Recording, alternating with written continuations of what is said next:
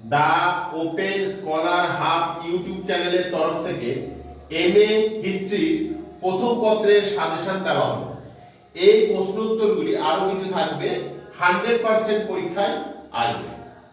প্রথম প্রশ্ন হলো, তুমি মনে করো বাবর মুঘল সাম্রাজ্যের প্রকৃত প্রতিষ্ঠাতা? এটা 18 নম্বরের প্রশ্ন। দ্বিতীয় প্রশ্ন, তুমি কি মনে করো মোগল ভূমি রাজস্ব বা জাট ব্যবস্থা সাম্রাজ্যকে স্থিতিশীলতা দান করেছিল? এটি 12 নম্বরের প্রশ্ন। তৃতীয় প্রশ্ন, মোগল প্রাদেশিক শাসন ব্যবস্থা সমালোচনা বিশ্লেষণ করো। চতুর্থ প্রশ্ন, ঔরঙ্গজেবের দাক্ষিণাত্য নীতি আলোচনা করো। মোগল সাম্রাজ্যের পতনের জন্য এটি কতটা দায়ী ছিল? এটি 12 নম্বরের প্রশ্ন।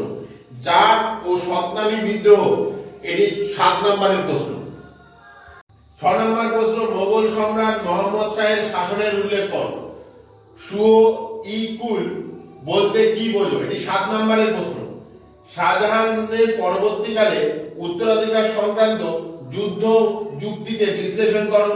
এই যুদ্ধে ঔরঙ্গজেবের সাফল্যের কারণ কি? 9 নম্বরের প্রশ্ন, দ্বিতীয় পানিপথের যুদ্ধ সংক্ষিপ্ত টিকা, 7 নম্বরের প্রশ্ন। 10 নম্বরের প্রশ্ন, শাহজাহানের মধ্য এশিয়া নীতি সম্পর্কে সংক্ষেপে পর্যালোচনা করো। 11 নম্বর প্রশ্ন, ভারতে নাদির শাহের আক্রমণ সম্পর্কে টিকা, এটি 7 নম্বরের প্রশ্ন। 12 নম্বরের প্রশ্ন, শাহজাহানের শাসনকাল বা রাজত্বকাল কি মোগল সাম্রাজ্যের সুবর্ণ যুগ ছিল? এটি 12 নম্বরের প্রশ্ন। আপনি কি মনে করেন কৃষি সংকট মোগল সাম্রাজ্যের পতনের প্রধান কারণ? এটি 12 নম্বরের প্রশ্ন। শাসক হিসাবে হুমায়ুন মূল্যায়ন করো, এটি 7 নম্বরের প্রশ্ন। মোগল স্থাপত্য শিল্প সম্পর্কে একটি প্রবন্ধ লিখুন, এটি 18 নম্বরের প্রশ্ন। 16 নম্বর প্রশ্ন, পানিপথের প্রথম যুদ্ধের রাজনৈতিক গুরুত্ব আলোচনা করুন, এটি 12 নম্বরের প্রশ্ন। মার্কেন্টাইল অর্থনীতি বলতে কি বোঝো? এটা 7 নম্বরের প্রশ্ন। 18 নম্বরের প্রশ্ন, বালাজি বিশ্বনাথের কৃতিত্বের পরিচয় দিন, এটি 12 নম্বরের প্রশ্ন।